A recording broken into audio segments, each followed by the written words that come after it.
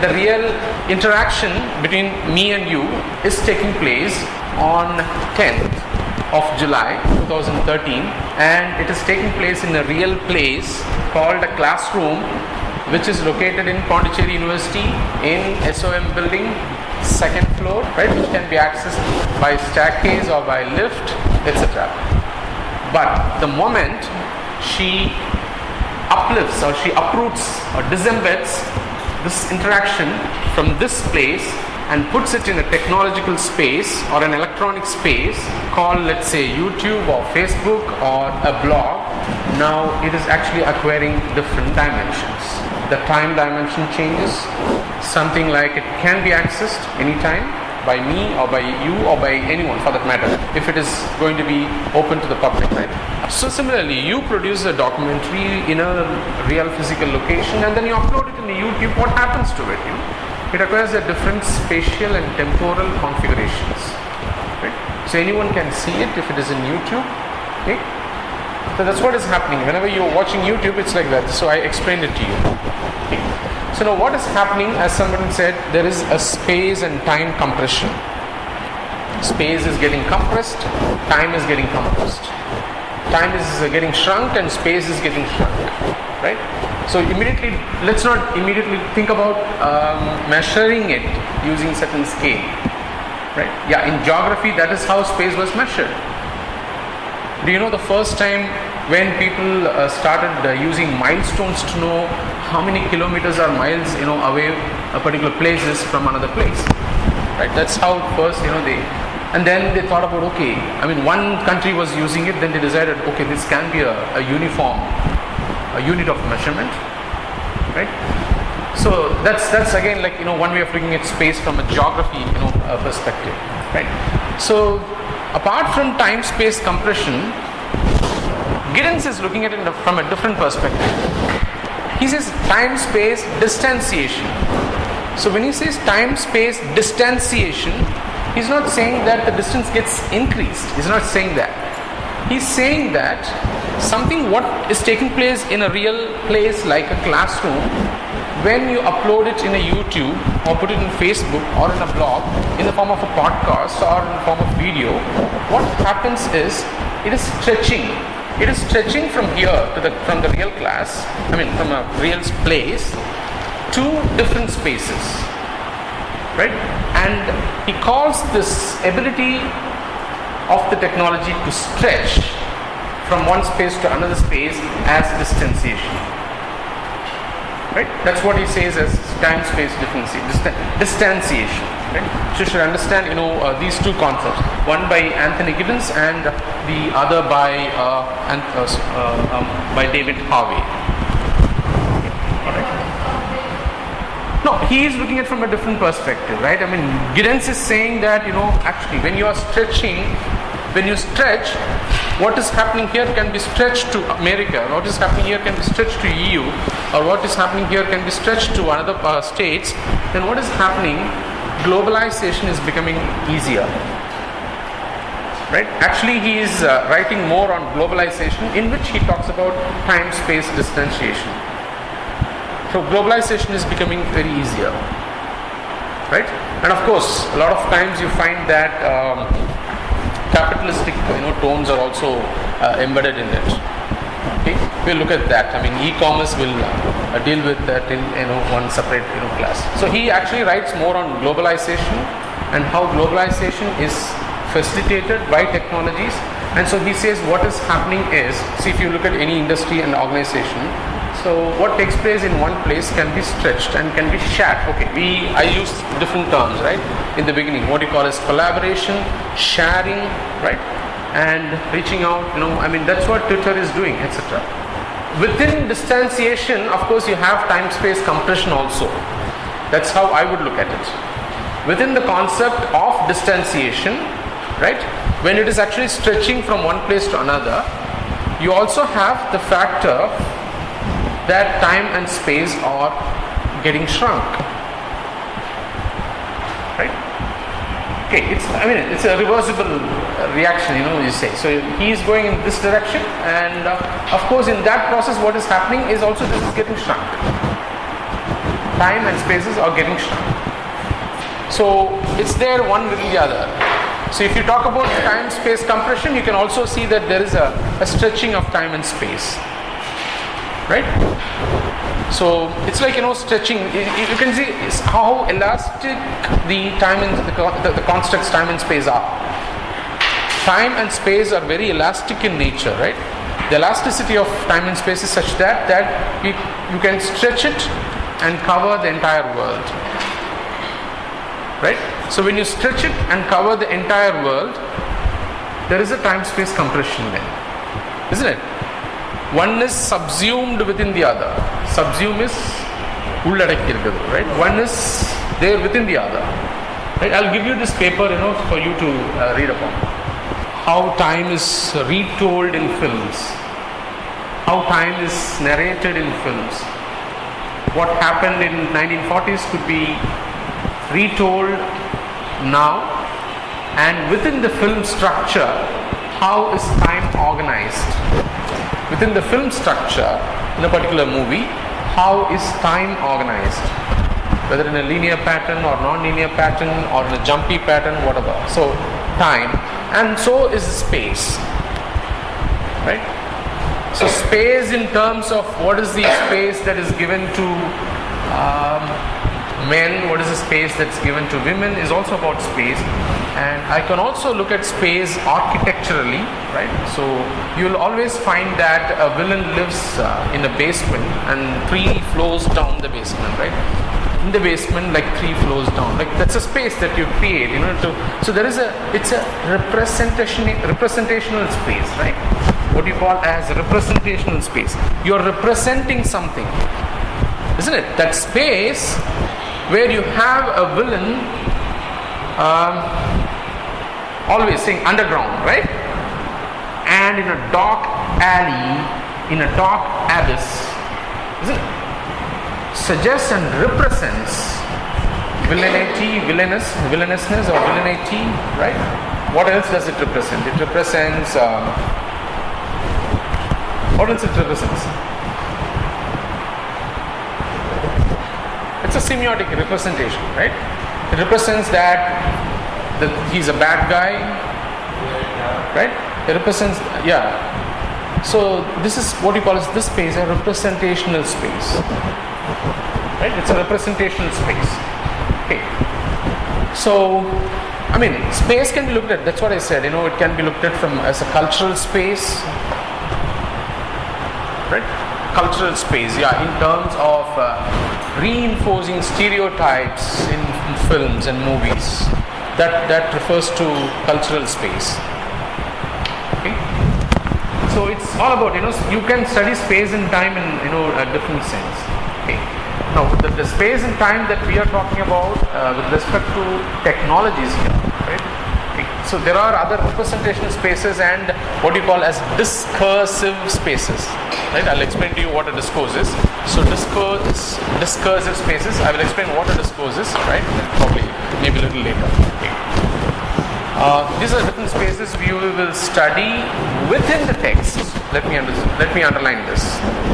Within the text, right? Inside the text, you have a lot of these spaces which you can unravel, you can untie and find out and examine. So text is something which contains a lot of these spaces, right?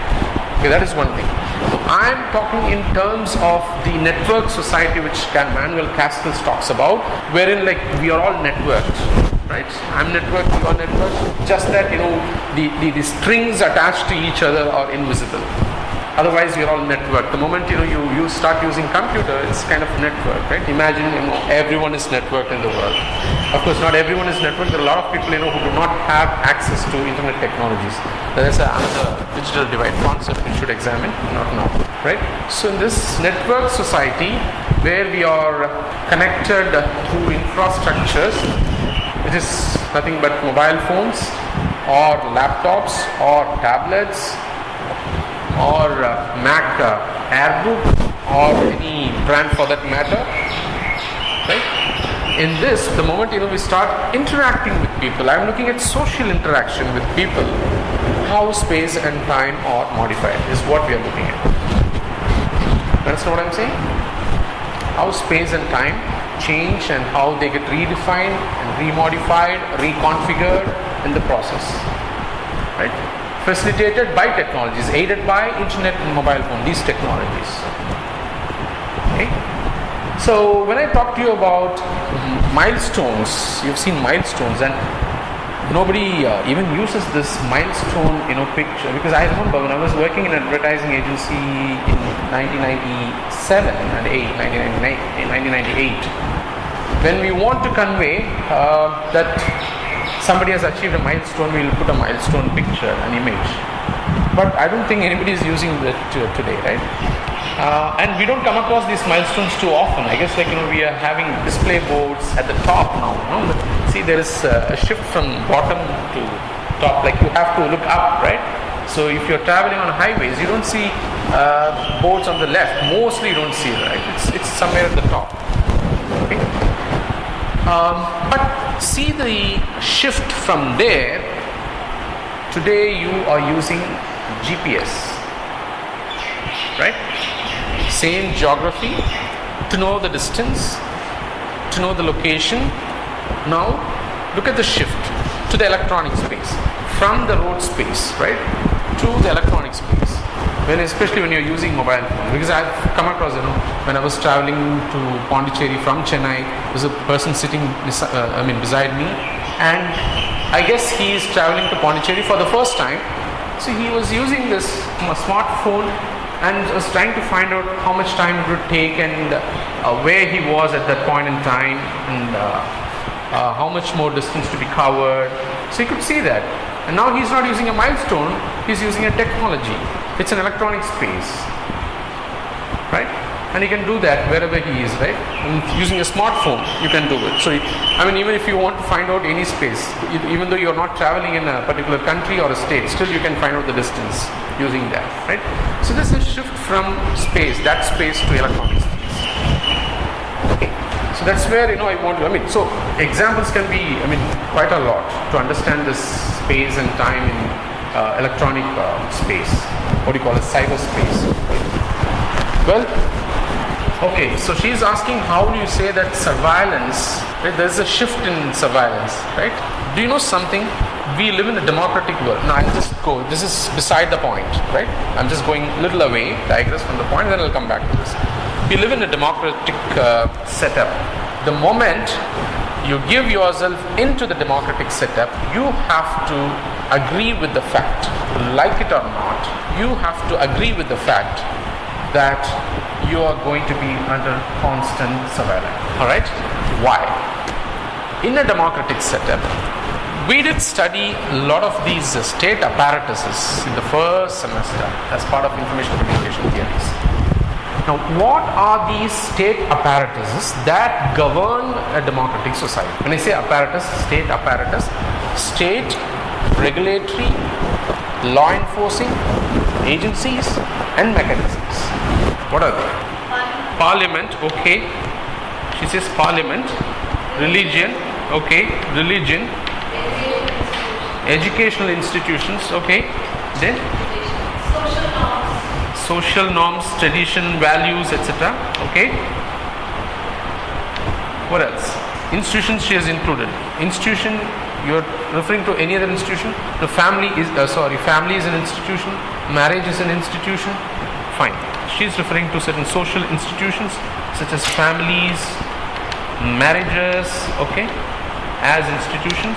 Yeah. Then? Sorry?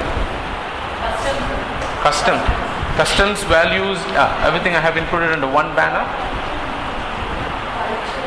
Culture, cultural values, cultural norms, social norms. Yeah, parliament, you'll say political, right? Political institutions. Then there are two important state apparatuses you have not mentioned. Sad. You have. Okay, judiciary. Media, okay.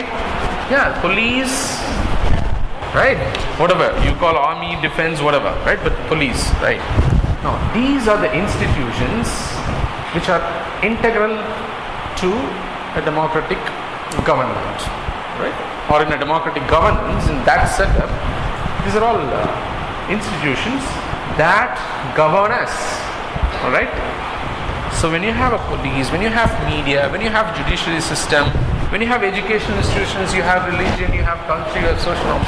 And if you look at your growth starting from your infant stage through to the your life, you'll see that you go through all of these processes, and there is a certain level of surveillance exercised on you, right? So when you are entering a democratic society, it's one way of telling that indirectly. Of course, you have every right to question when your privacy is invaded by any of these institutions. But still, surveillance has become something inevitable. Now, it's become more inevitable in the recent past because of technologies. That's do you know that? Because of technologies, surveillance, the greed to exercise surveillance has increased. The need to exercise surveillance is also in. Why? Because the public or the civic citizens, we are all the public, we are all civic citizens, we have acquired, I guess, an extra dose of freedom to communicate whatever we want to, not in media but in a lot of these free spaces that's in the internet. So surveillance has become something inevitable, and the government is seriously thinking about introducing new laws so that this rights, whatever we exercise, can be curtailed. So in that sense, democracy is only a pseudo-democracy because that's how it functions. So how technologies are working. So see, look at the US, what it is doing, right? And it's spying on almost every country. There is this person Snowden sitting there in the Russian airport, all right, seeking asylum, and of course countries are willing to give asylum. And look at countries like India, where Salman Khurshid talks nuts. Did you ever read through his report? I would just term it as such you was such a weak-kneed guy, and of course he represents the government. I'm not talking about this person per se, but the government, right? So again, it's kind of willing to say that surveillance, yes, we will have surveillance, right? So I just want to mention now the technologies. I'm talking now more about macro structures. What do you mean by macro structures? Macro are big and they operate at a social level. A police that's a department, is a macro structure. Judiciary is a macro structure, right? Religion is a macro structure. Families. But surveillance is taking place even at micro levels, right? Surveillance is taking place even at micro levels. And mobile phones, they are really, technologies which enable us to connect with one another wherever we are, right? But in the process, there is also a certain degree of surveillance taking place. So a parent always wants to know where the daughter is, or a parent always wants to know where the son is. So a boy who is in love with a girl wants to know where the girl is, and right? So, or even husband and wife. And the surveillance that is increasing. Why is it that you didn't take my phone? Why is it that you didn't take my call? Right? That's a kind of surveillance, right? Why is it taking so much time? What were you doing? And all this stuff, right? And surveillance has increased actually. Okay. So I was telling, surveillance that only took place in a prison where there is a guard standing all night long or all day long to watch and to keep an eye on all the cells and make sure that everything is perfect and hunky-dory. Right? Nobody is making any disturbance, but it happens. But I'm saying, right? That's the God's duty. Where surveillance is more physical.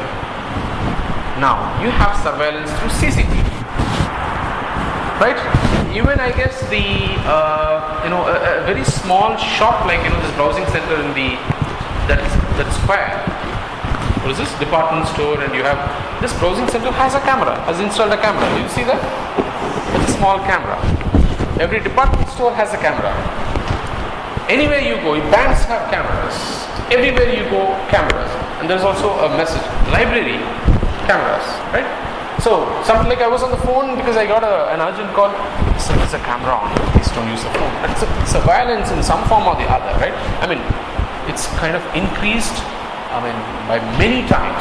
by leaps and bounds. So now surveillance is not taking place in real space. Though I am in the library, it is taking, this electronically captured, and the space is, changing there. So surveillance like on roads, if cars exceed certain speeds, let's say in UK or in Dubai, if a car is exceeding certain speed, every 5 kilometers they have a camera and you don't know how they capture. So it's not that there is a policeman who is always on a patrol. Yeah, he is doing it. He's also doing it.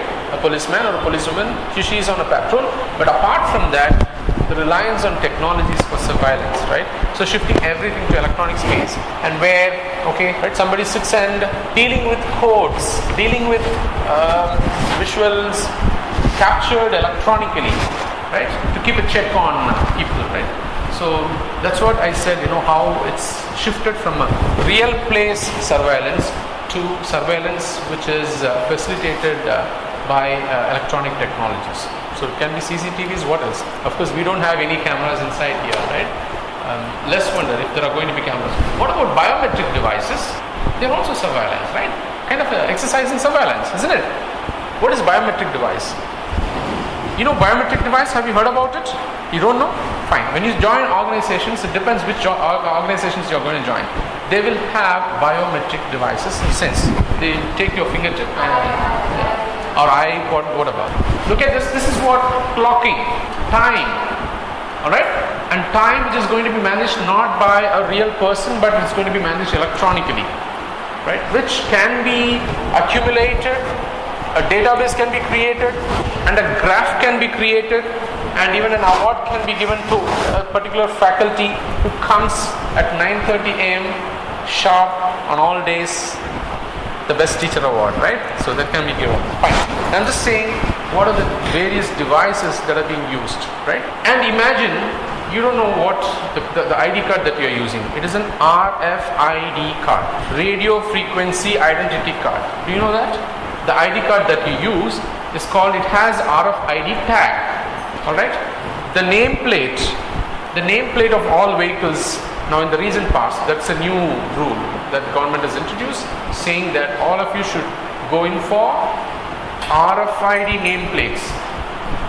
Now using RFID, I can locate you wherever you are. I can locate you wherever you are. That's the special feature of RFID. The very purpose of using RFID in nameplates in vehicles is to trace it, just in case if a thief whisks it off. Alright, so it can be easily traced. Where is the vehicle? How is this going to be traced? Is someone going to run behind it? No. There is going to be a technology. The technology will trace it. So the space, this vehicle, even if it is taken away, 500 meters or 1000 meters away from a particular place, it's going to be seen on a screen. That's electronic space. So location, right? Location is not something physical. No, it's not physical. Again, the question of space. It's not physical, but anyway. So what I am doing, see for example, now the same RFID cards, the university has not done that. What I can do is, now everyone is going into RFID, right? Every department store is actually going in for RFID system, which means, for example, you have an RFID tag in your ID card. Now you go out, and let's say someone is telling me, students have to be very careful. Boys, right? I guess girls are very good. No, if you carry your RFID and go to a bar, then we can trace you. Okay, where you are going, whatever you have. Just in case, if the bar is also going to have a system wherein it sells whatever bottles that you ask for, with an RFID tag. All right, then I can trace you. Where you go? Where did you take? What did you take? How many bottles did you take and all that stuff, right? No, that's actually they are going to use it for consumer purpose, right? RFID systems are going to be introduced from a marketing perspective. RFID tags will be in place, soon.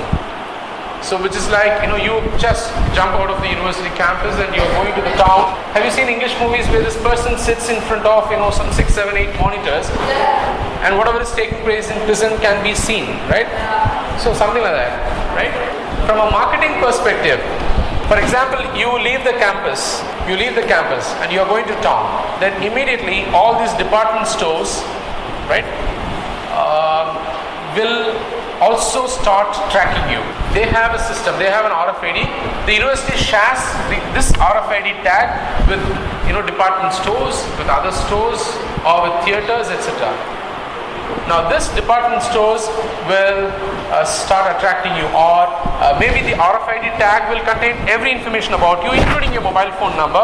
Then tracking your RFID tag and getting your mobile phone number, these department stores can send you messages saying this is an offer here, this you can buy here, etc.